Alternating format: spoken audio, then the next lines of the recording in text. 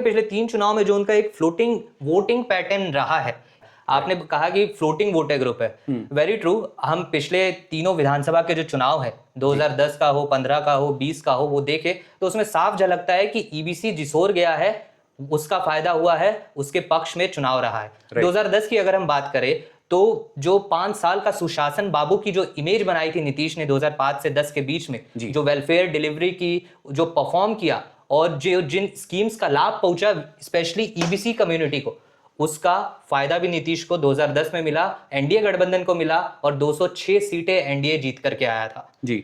उस चुनाव में हम कह सकते हैं, उस दौरान हम कह सकते हैं कि ईबीसीज ने नीतीश को अपना नेता मान लिया था एक तरीके से, राइट। और वही चीज हम देखते हैं कि 2015 में भी रिपीट हुई, राइट। तब तो 2010 में बीजेपी के साथ है नीतीश, 2015 में जब वो महागठबंधन के साथ गए तो वो पूरा चंक उठ करके नीतीश के साथ चला गया और लैंडस्लाइड विक्ट्री महागठबंधन की बीजेपी के अगेंस्ट 178 सीट्स के साथ, राइट।